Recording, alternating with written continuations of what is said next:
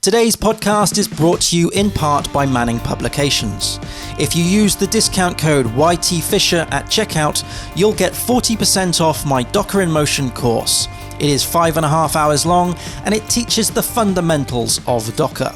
Go to howtocodewell.net/Docker in Motion to get my course or other video courses and books from Manning Publications. Link in the description below. Hello coders and welcome to another How to Code Well podcast. Today we're going to be talking about pair programming and I have the pleasure of being joined by Ben Orenstein. Hi Ben, how's it going? Have you had a good week so far? Can't complain. Things are going well. Awesome. Whereabouts in the world are you at the moment? I am at a kitchen table, which is in a city of Somerville, which is outside of Boston. Oh, lovely. Okay, so let's get into your background. How did you get into coding? I think the first code I ever saw was gorilla.bis on a MS-DOS machine. Which is like this game that I think some people were maybe aware of, like throwing explosive bananas at each other. It's like a really simple QBasic game that came with the computer that I was playing with at the time when I was, 9 or 10 maybe. Mm-hmm. So I definitely did not understand what was going on, but I did go in there and tweak some variables and change gravity and was like, oh, I can see that I changed this number here and then the game behaves differently. And cool. I think that was I guess you could call that programming. And so that was kind of my first exposure to it. Awesome. So that was at a very young age. Was programming something that you always wanted to do? No, I didn't even. Well, so first of all, I didn't even really know that was programming at the point. And I didn't know quite. All I knew was that I loved computers. My dad was in high tech, and so he brought home a computer when I was really young, and I just was instantly obsessed with the thing.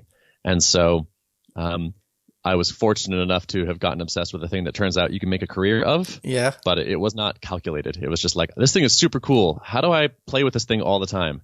And it turned out you can play with it all the time as an adult, and they'll pay you for it, and that's called programming. Awesome. So what did you do before programming? Well, I took a bit of a winding path to get where I am today. Mm-hmm. So when I actually did not graduate college, I went to school for computer science, but was a bit of an academic mess. I was a very immature student, and so I did not graduate.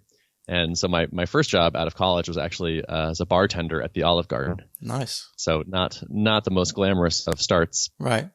But I basically kept teaching myself things on the side. So I slowly started upgrading my job to more and more of a tech thing. Started off with some IT consulting, eventually landed an intro programming job, and taught myself enough Ruby on the weekends to finally get a job writing Ruby on Rails, which is when my career really kind of started moving more in the direction I wanted it to. Cool.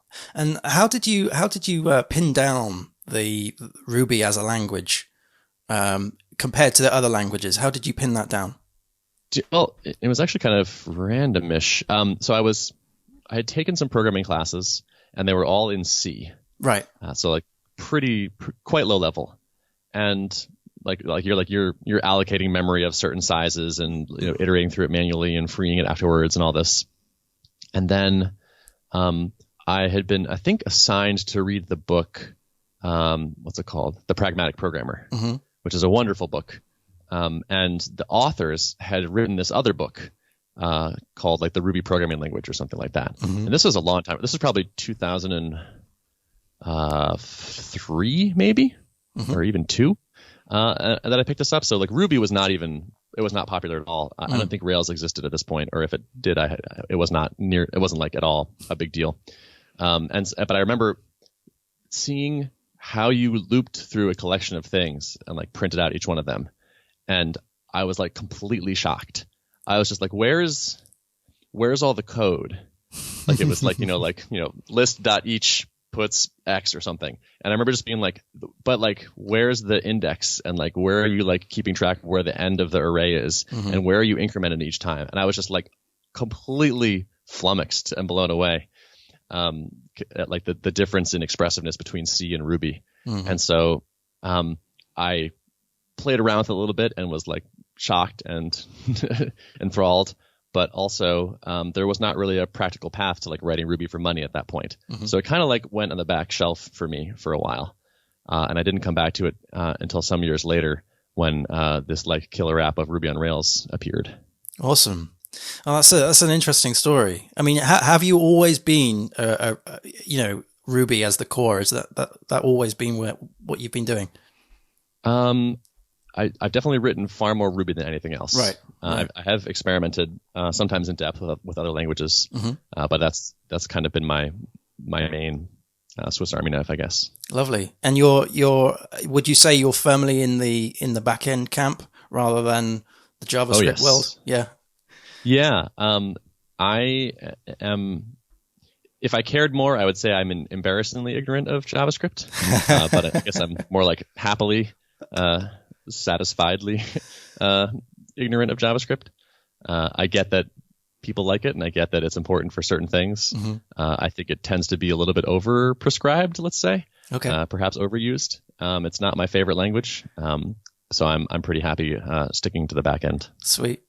Well, stick in the comfort zone. It's a good place to be, right? Have you played around with like databases and other bits and pieces like that? Infrastructure type stuff. I've used a lot of database. I've used a database in like most of the things I've built. Played around with less so. Infrastructure also kind of doesn't interest me. Like there's kind of the sweet spot of like, I like the back end. I think that's great. Web requests are pretty cool. Those are nice. I don't really want to maintain servers. And that part, like the DevOps stuff, doesn't really get me excited. So I've avoided the front, and I've avoided like the deep back, I guess. The deep back, awesome. I've never had it called that before, but the deep back. I'm now going to call it deep back now. Okay, you heard it here first. So you also do speaking, and I've seen your talks, and they are some of them, and they're awesome. They're awesome. You did a really awesome one at RubyConf, which I saw on YouTube the other evening. And you got people to sing "Happy Birthday" to one of the attendees, which I thought was brilliant. Can you talk about how you got into talking and how you got to that point in how to motivate people? That was really, really good. Oh, thank you. I guess I've always kind of been a bit of a ham. Like I like performing, and so I've been a singer for most of my life, so I've been performing on stage from a very young age, and I've always enjoyed it. It's fun to be. I find it fun to be up there and to be sort of in command of the audience and the center of attention. I've always enjoyed that. So speaking like technical audiences was just kind of like the latest implementation of that for me, where I was like, oh hey, in this tech field there are conferences, and then people have to give up and give talks, and like, I want to do that. That seems fun. And so I got into it actually at RailsConf was my first technical talk. And I tried it and I loved it, and I've been doing it ever since. Awesome. So how long have you been talking for? That Rails talk was probably in 2007 or so. Okay, cool. Give or take a couple of years. Yeah. So 13 years maybe. Nice. Yeah. I'll have to pick your brains after this show about speaking and stuff like that, because I've got some questions, because I would like to do some more speaking. You can do it on the show if you want to. This is one of my favorite topics, actually. Is it? Oh, a lot of thoughts on this. Yeah. So let's talk a little bit about speaking. How did you get involved in actual going to conferences? You said that you've done speaking before, before technical stuff. Was it like a smooth transition for you? I hadn't done speaking before the technical stuff. I had done performing, but it turns out they're very similar, actually. Right. So I think people often think of technical talks as like an opportunity to convey information, and I think of them kind of as an opportunity to convey information, but mostly as a performance. Okay. Well, because, yeah. So the reality is, when you're giving a talk, particularly at a technical conference, your competition is everyone's laptop. So everyone has a laptop or a device or something in front of them, which means your first job, is to be more interesting than the internet is. And that's a tall order. but it's worth, I think, sort of thinking of it that way, because people that are tuned out or people that are bored don't learn anything. Right. So it's not enough to just be entertaining and interesting. Like that wouldn't be like, that's just like eating candy the whole time. You do want to, hopefully teach something useful, but it's a prerequisite. If you lose the audience, it doesn't matter what you're saying.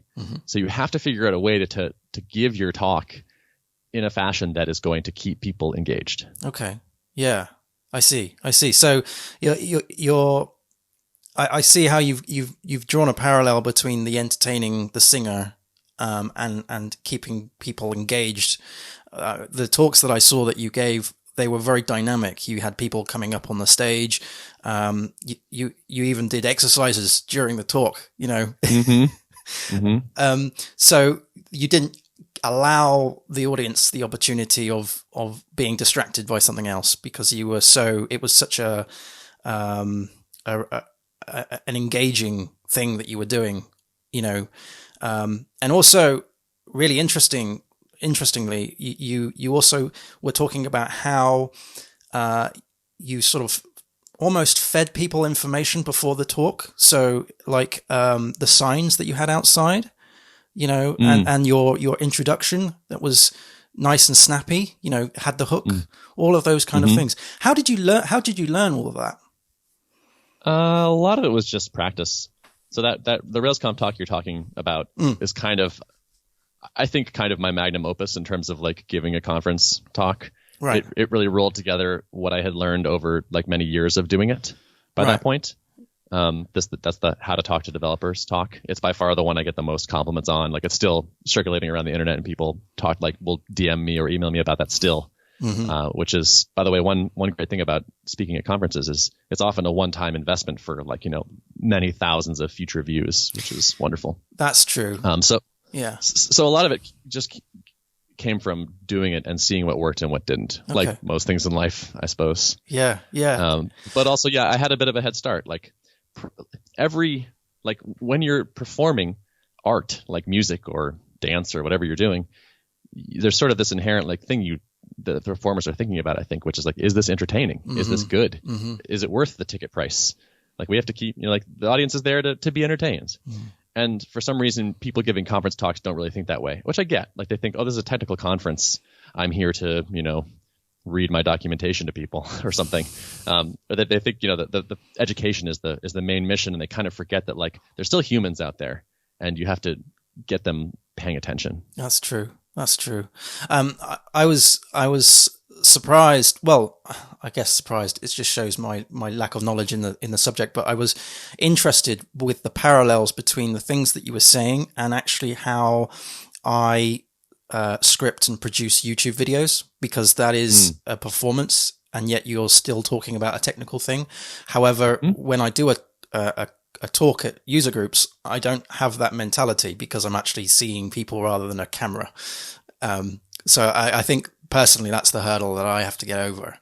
And also, on YouTube, I'll watch your videos at 1.5x. I watch most of my videos accelerated. That's true. I would argue almost that the bar is it's a bit easier almost on YouTube, because I can at least speed you up if I find that things did not be moving on fast enough. But in person, I'm like, all right, when is it going to get to the next thing? I'm bored with this particular point. Yeah, that's true. And also with YouTube, you can watch your stuff back again and then perfect it next time. Whereas when you're giving a talk, it's a one-time deal, right? Yes, exactly. Yeah. Okay, so let's talk a little bit about how you progressed into the Tuple application that you've got. First of all, it's about pair programming. Let's talk about what pair programming is. So, are you able to define what that is to someone who hasn't used pair programming before? Sure. Pair programming is kind of just a fancy word for writing code together collaboratively. So if, let's say you had more experience on something, or I was working on a particularly tricky bit of code, I might be like, hey, Peter, can you pull your chair over here and give me a second set of eyes on this? And you'd be like, sure. And you would roll over, and I would be writing code. You'd be like, oh, no, you want that other function. This one doesn't do what you think. It actually does this. That's us pair programming. Okay. That's it. It's not intimidating. Doesn't have to be fancy. It's two programmers working at the same time on something. So that there isn't like an official sort of term as to what pair programming is, as in a proper definition of a programmer must write one line and then another programmer writes another line and so on and so forth. No.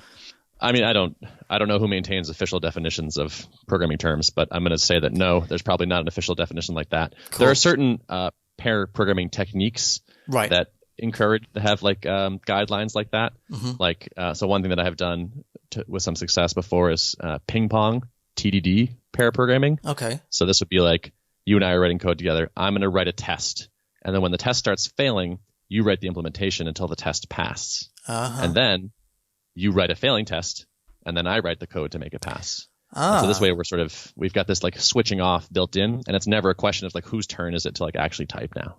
Right. But that's a very formalized version of pairing. Like that's sort of like expert level, you want some structure, or not even expert level, but that's just one option. Mm-hmm. You don't have to do it that way. You don't have to use TDD to pair.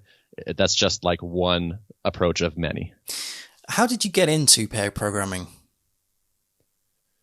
Pair programming was the turning point for me in terms of my education as a developer.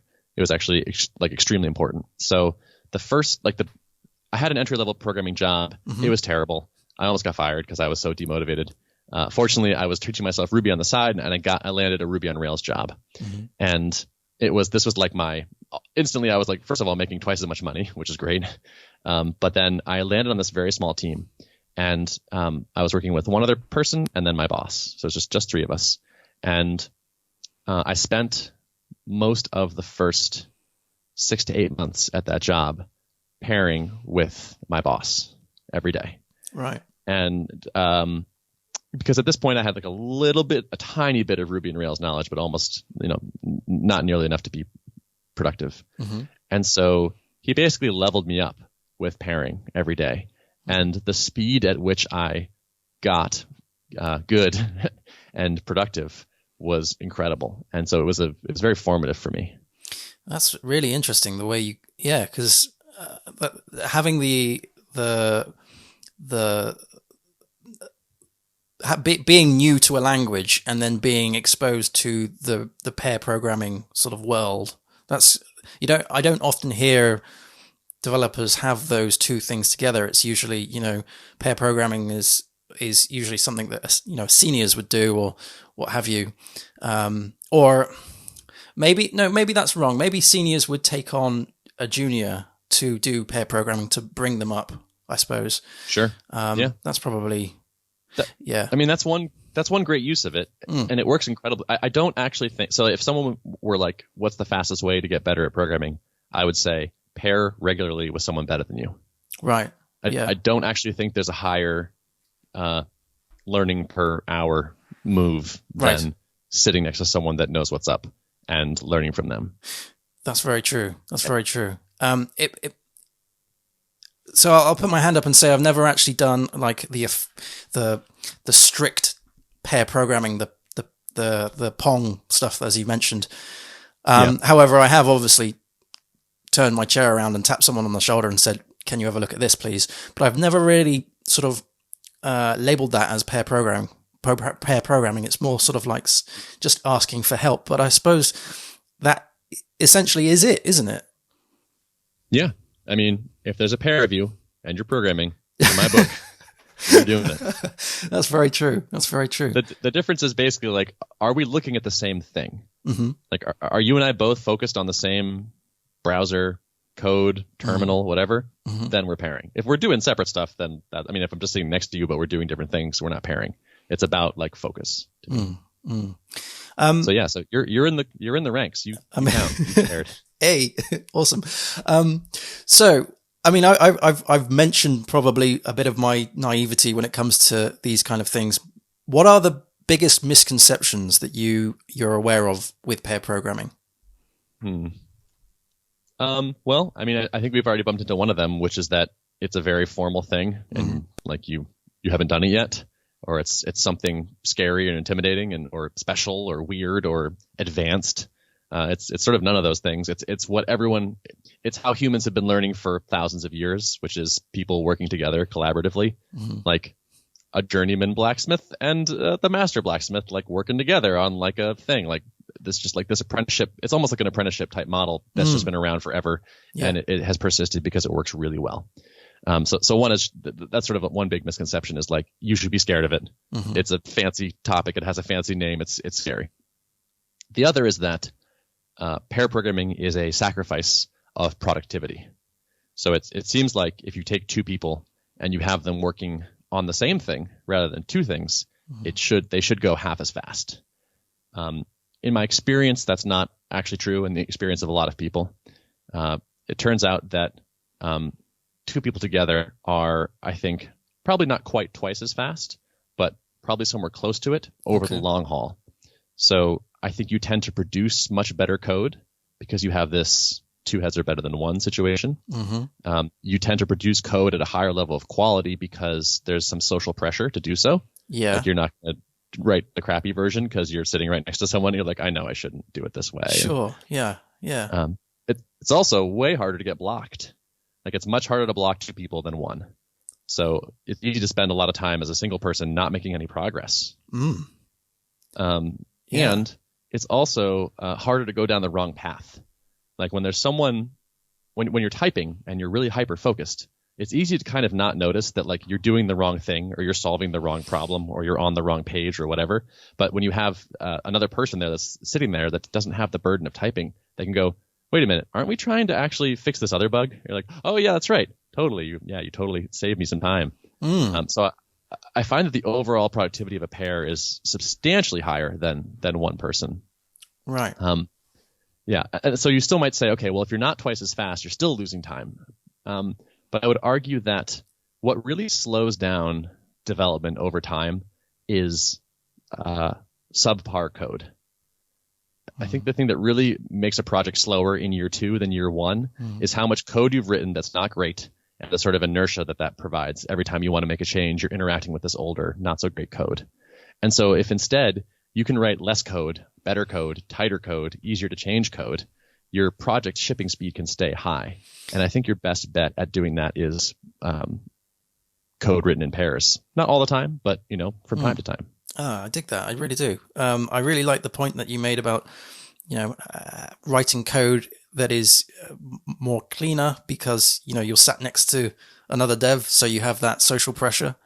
You don't want to be writing messy code in front of someone else, because you're constantly trying to level each other up, which is cool. And also the buy-in as well. It's the, when you're not pair programming, I suppose you have to tell people after the fact that you've written the code that, it's the function's called this now and all of this stuff. So I guess refactoring is done at a different stage or could be done at a different stage because you're often refactoring on the fly because you're having the discussion at the time of writing the code rather than after the code is written.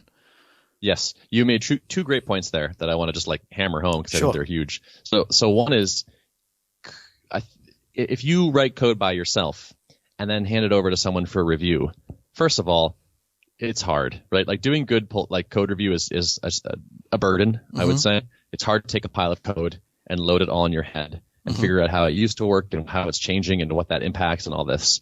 So you're giving a very challenging task to your reviewer. And then there's also this pressure that the existing code exerts, which is if you hand me a pull request that has 1,000 changes in it, and I'm like, you know what, I actually think this approach is actually just wrong. Like I really wish you hadn't done it this way. I wish you'd done it that way. Am I going to be like, I don't think we should merge this. You should start back over from scratch and do it this way instead? Maybe, but it's going to be kind of hard. It's going to cost me some social capital to do that, right? That's going to be not fun for me and not fun for you. Whereas if we had sat down together and one of us was just thinking about, okay, what's the best way to accomplish this? It might be that you would have started with that better approach from the beginning. Yeah. So I think that's a big win. Code review after the fact is just kind of has some downsides for sure. And then you also said this, which is that there's learning going on during the session. So I don't actually think there's you're picking up so much information while you're pairing with someone. Even if you have the same skill level, you have different bits of knowledge. Like maybe I'm great at SQL and you're great at this templating language or JavaScript or whatever. And so like slowly, like the strengths of each of us are like being transmitted to the other. Or it's like, oh wow, what was that shortcut you used? That was really interesting. Or what's that shell script you have? And like we can sort of trade good ideas during the session. Yeah, I like that. Yeah, because everybody codes differently. They may even have different versions of IDEs or what have you. They may have different aliases in their bash RC file, all sorts of things that aren't necessarily directly involved in the actual writing of the code, but in the way they've set up their environment. And if the other person can utilize that, then that would be, that's bringing them up as a better developer in general for the next things. So I guess the question of whether or not pair programming is efficient, you need to take into account that it's efficient in the long term. It might not be so efficient right now, but in the long term, everybody's going to win. Yes. Yeah, I think that's right. And it's nuanced, right? There's just a lot of factors there. So it's easy to look at this and say, oh, you're only going to get half as much done. It's like, well, there's a lot of things that go into how much gets done over the year as opposed to, this week. Yeah. And clearly that's what you care about, right? Like almost 99 times out of 100, what matters is what we get done over the long term, not just like, can we hit this one deadline this week? That's true. Yeah. And in my experience, when I'm with other devs, they're also working perhaps on the same code base, but they have a different project that they're going to do after this. And so they're thinking ahead. And they're seeing if they can perhaps slot some bits and pieces in whilst they're doing this other thing, that will help them going forward.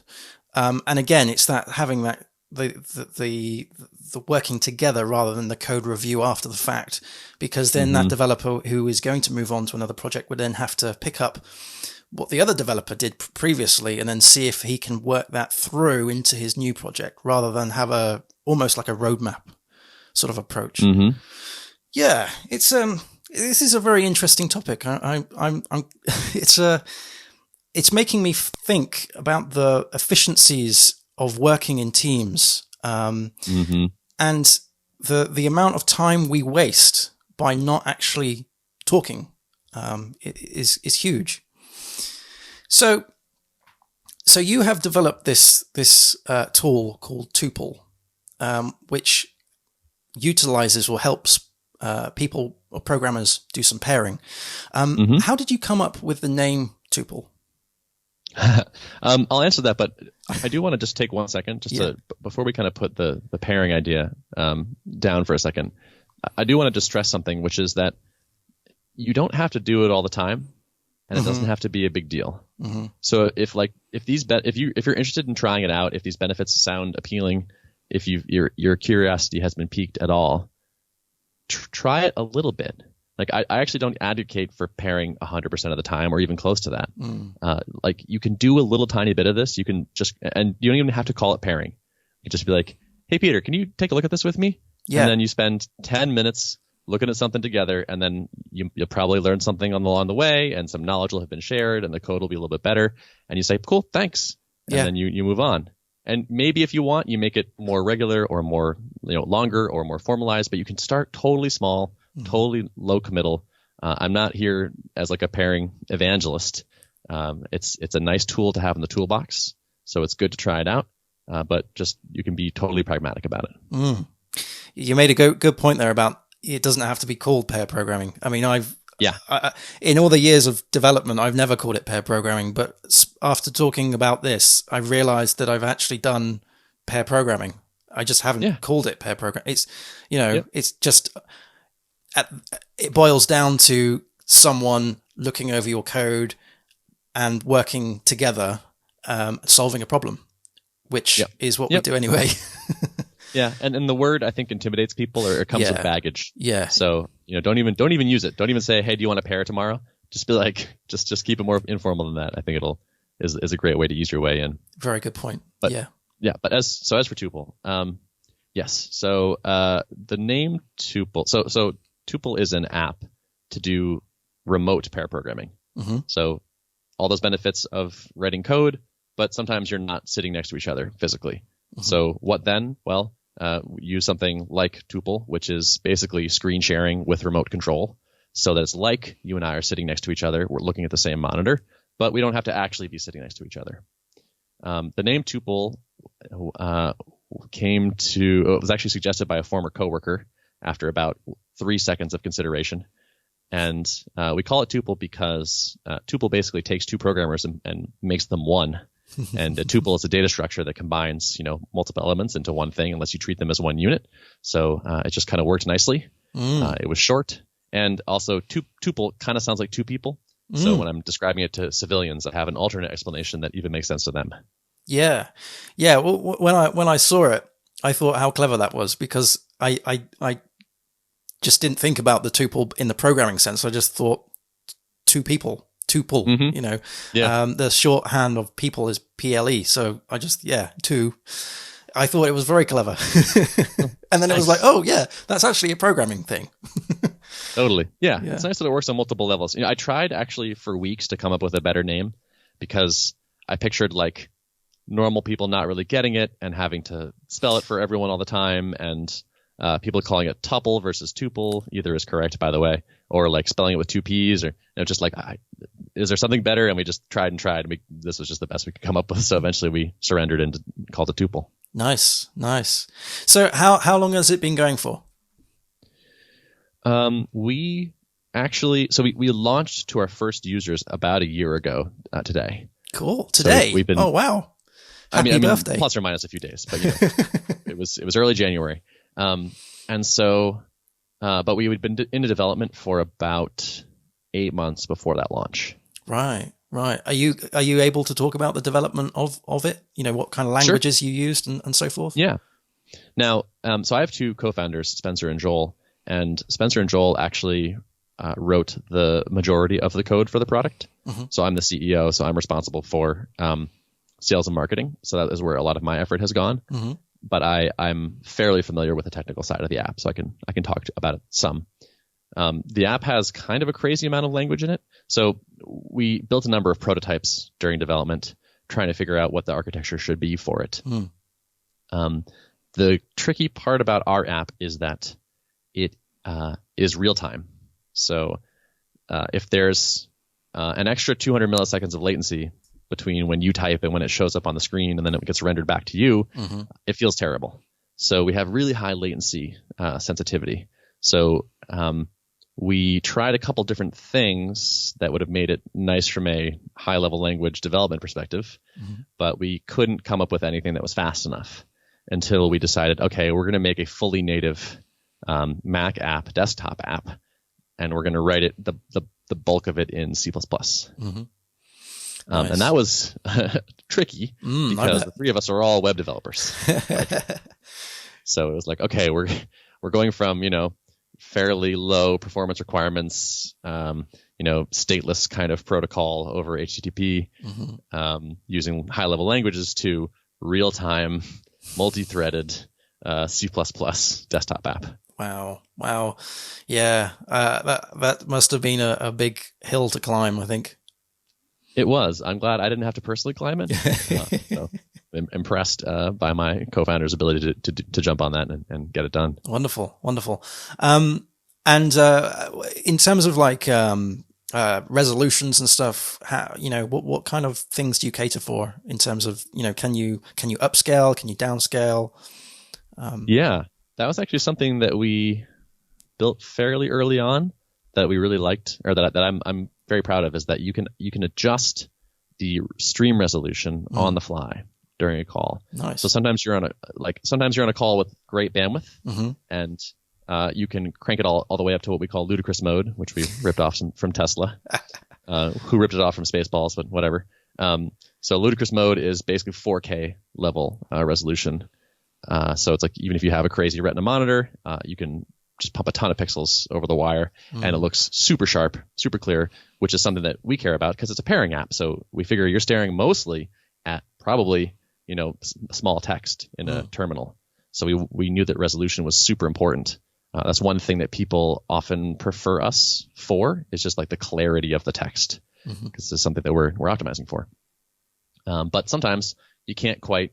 Sometimes like your computer's too slow or your network is too slow, and so you can't quite push that many pixels through it. So we let the person on the receiving end, the person who's seeing the remote machine, dial that up or down based on like where they want to optimize for. Do you want to optimize for latency, or do you want to optimize for like a beautiful high resolution? Nice. Could you talk about the other features that Tuple has, in terms of the code sharing and how one can change code from another person's machine? How does that? So we built.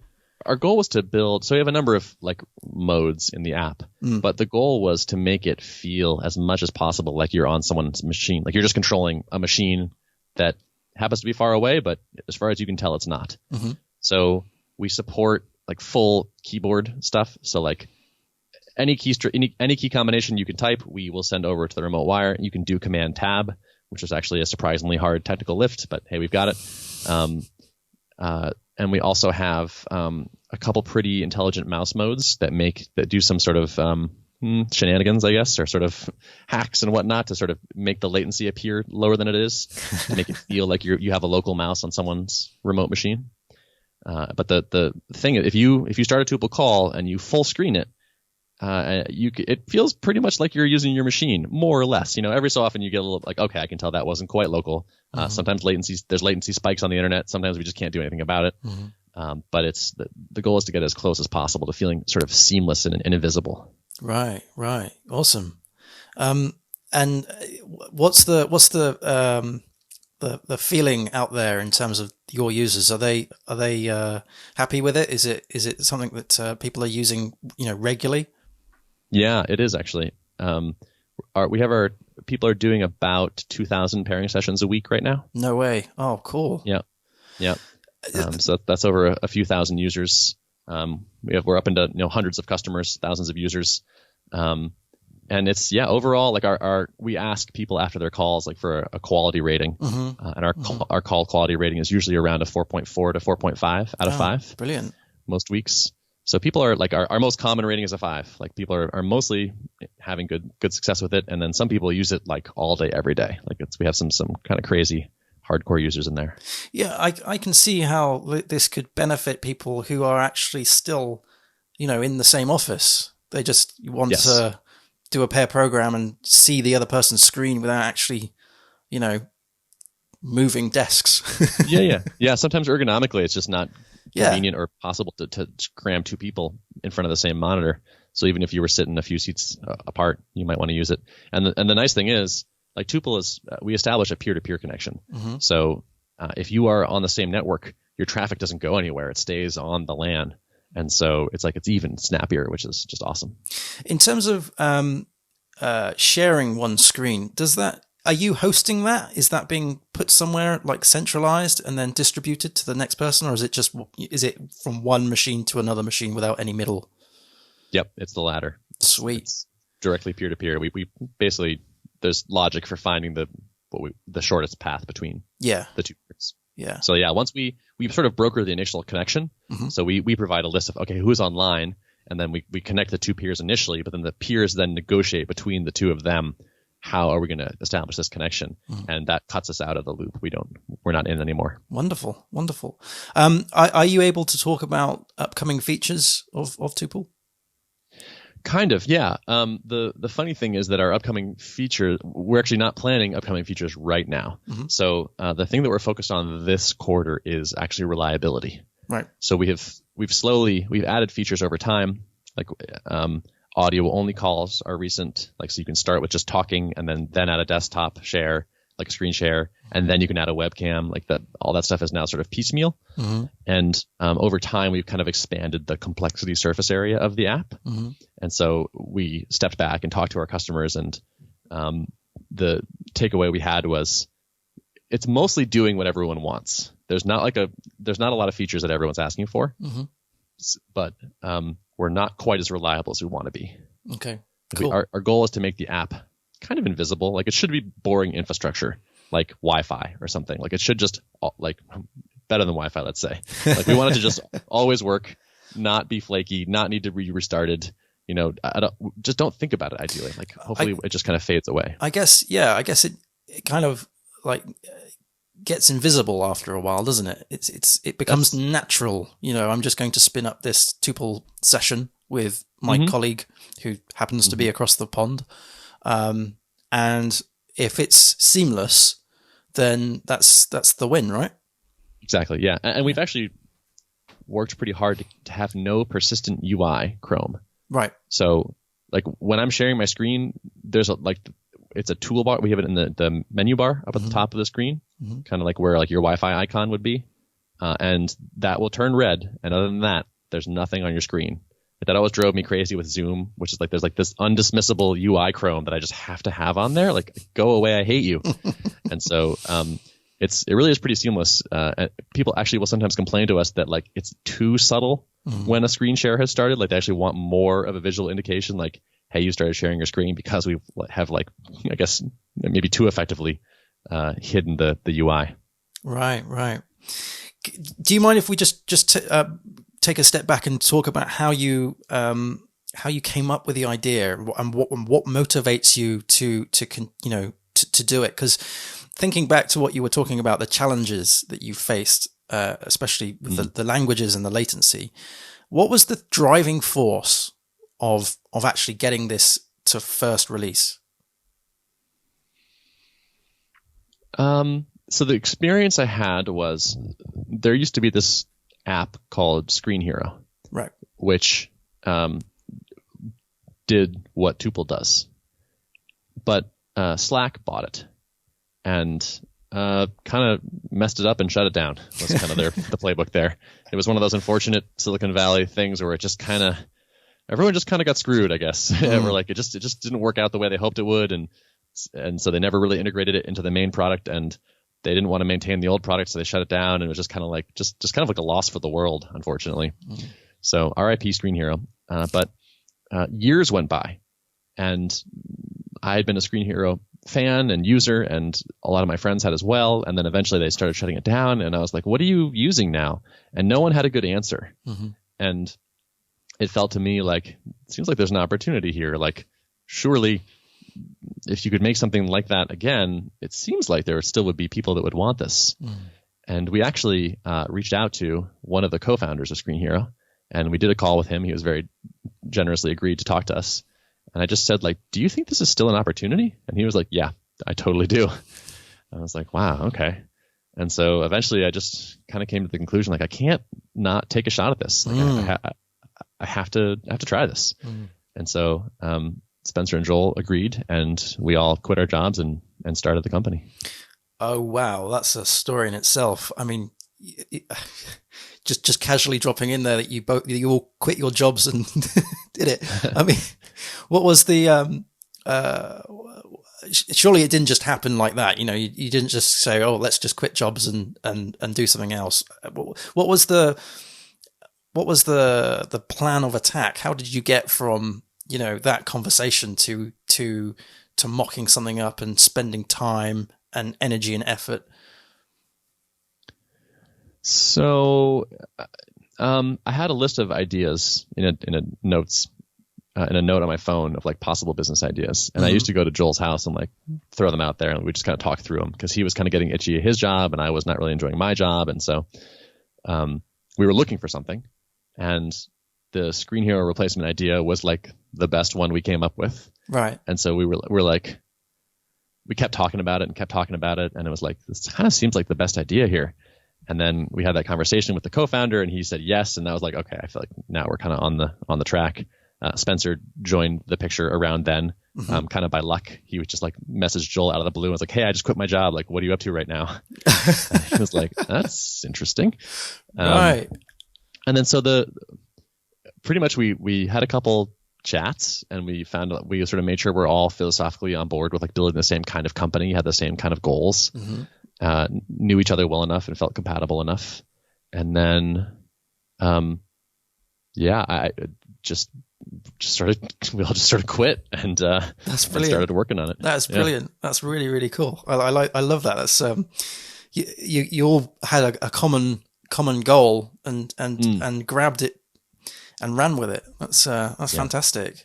Was anyone doing another job whilst this was happening, or were you able to just focus solely on this? We all went full time on this. Fortunately, so none of us have children.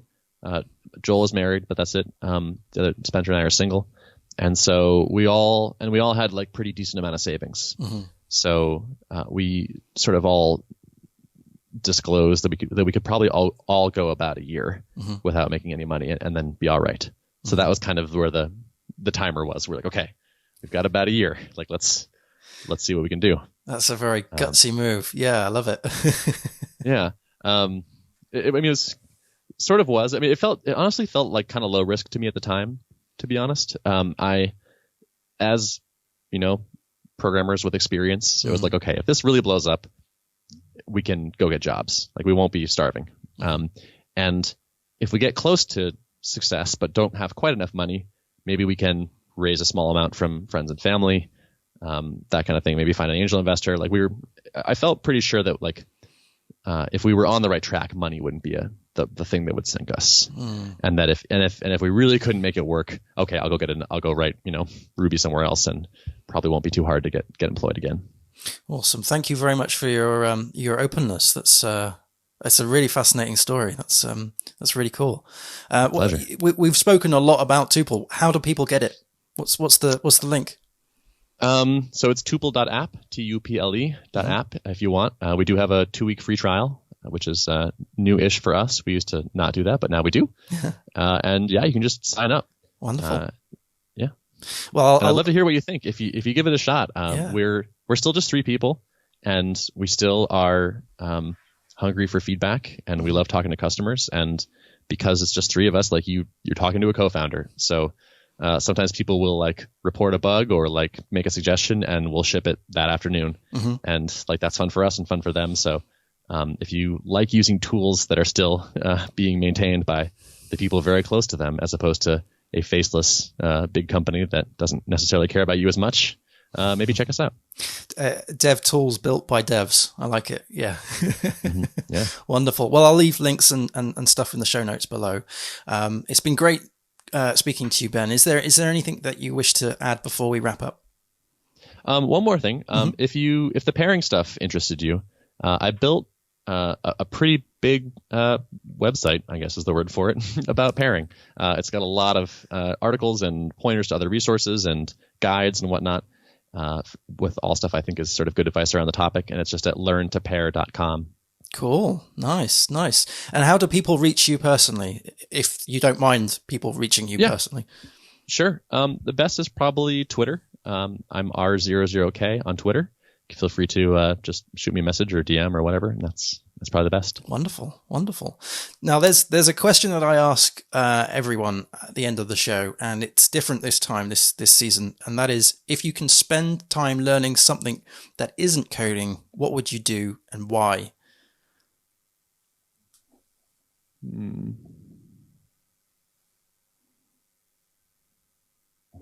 I guess I'm interested in and still working on improving my singing.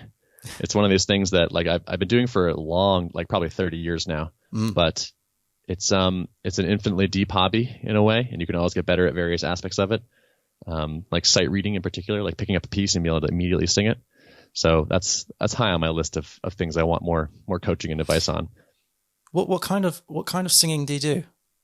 I sing in a classical chorus in Boston. Wow. How long have you been doing that for? This particular chorus I've been doing for a little over a year. Singing in general forever, as far as I can remember.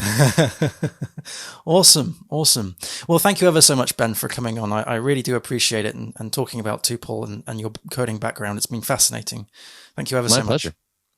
And thank you ever so much, everybody, for watching on the YouTubes and listening on the podcasts. Happy coding, everyone. I'll see you again soon. Cheers. Bye.